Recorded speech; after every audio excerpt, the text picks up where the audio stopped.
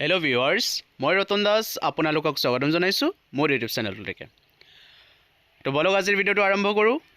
আজি আমি আলোচনা কৰিম যোৱা দুদিন পূৰ্বে হৈ যোৱা 18 আৰু 19 তাৰিখে যি গ্ৰিভেঞ্চেছৰ কাৰণে ন'টিছ প্ৰকাশ কৰিছিল 7/7/2025 তাৰিখে, সেই বিষয়ে। তো বলক আমি ভিডিঅ'টো আৰম্ভ কৰোঁ। প্ৰথম কথা হ'ল, আমি সকলোৱে জানো যে আমাৰ এই ডকুমেণ্টছ ভেৰিফিকেশ্যনৰ যি লিষ্ট প্ৰকাশ পাইছিল সেইটো দুটা ফেজত প্ৰকাশ পাইছিল, আৰু সেই ডকুমেণ্টছ ভেৰিফিকেশ্যন প্ৰক্ৰিয়া অতি সুন্দৰকৈ সমাপ্ত হৈছে আৰু বহুতো প্ৰাৰ্থীয়ে তাত গৈ নিজৰ নিজৰ ডকুমেণ্টছবোৰ দেখাই আহিছে, ভেৰিফিকেশ্যন কৰাই আহিছে। কিন্তু তাৰ মাজতেই আমি দেখা পালোঁ বহু প্ৰাৰ্থীৰ মনত এটি শংকা, এটি ভয় সোমাই আছে, যিসকলৰ নাম অহা নাই।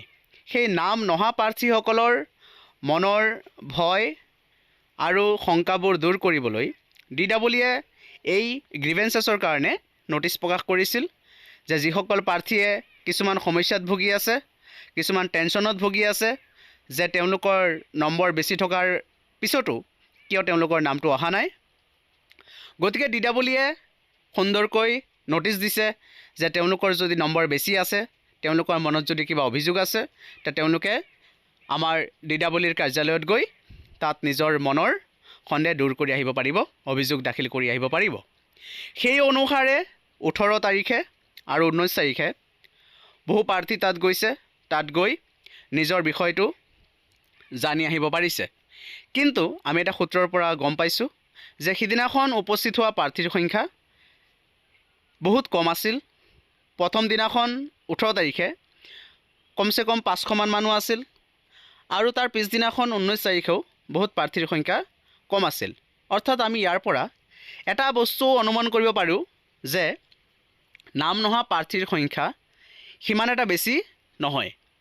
অৰ্থাৎ বহুত মানুহৰ সংখ্যা কম। আমি যিমান ভাবি আছোঁ এপ্লিকেণ্ট বহুত আছে বুলি, প্ৰাৰ্থী বহুত আছে বুলি, যে হয়তো আমি বহু মানুহ ৰৈ যাম এইবাৰ 5550টা পোষ্টত, কিন্তু আমি দেখা পাইছোঁ এই যি ডকুমেণ্টছ ভেৰিফিকেশ্যন প্ৰক্ৰিয়া সম্পূৰ্ণ হৈ গ'ল, সেই ডকুমেণ্টছ ভেৰিফিকেশ্যন প্ৰক্ৰিয়াটো কিন্তু বহু প্ৰাৰ্থী অনুপস্থিত হৈ আছে। এইটো এটা বহুত ভাল আমি লক্ষণ দেখা পাই আছোঁ, যাৰ কাৰণে কাট অফ বহুত কমিব পাৰে।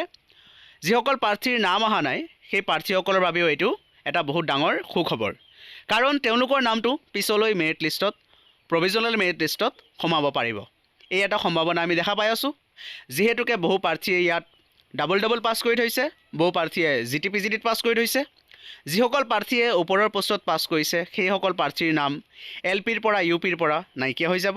তেতিয়া তলৰ যিসকল প্ৰাৰ্থীৰ নাম অহা নাই সেই প্ৰাৰ্থীসকলৰ নাম আহিবলৈ বাধ্য হ'ব, আৰু সেই প্ৰাৰ্থীসকলে মেৰিট লিষ্টত নিজৰ নামটো দেখিবলৈ পাব।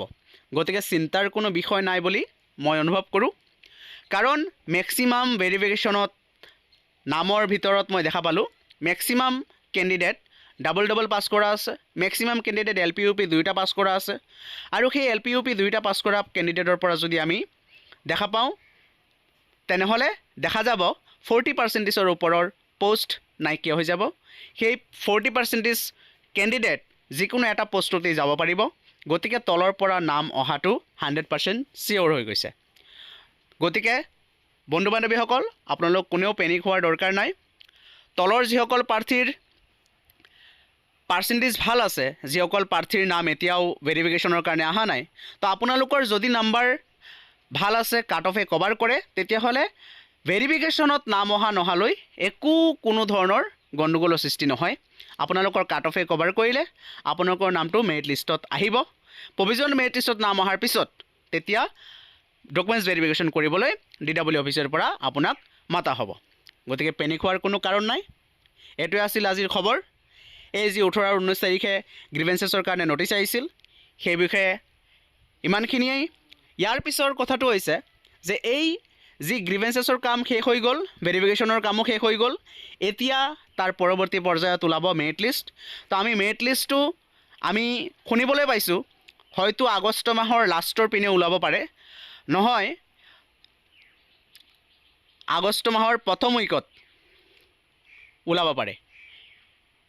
গতিকে সকলোৱে আশা বান্ধি ৰাখক মেৰিট লিষ্টৰ কাৰণে, আৰু চিন্তিত হোৱাৰ কোনো দৰকাৰ নাই।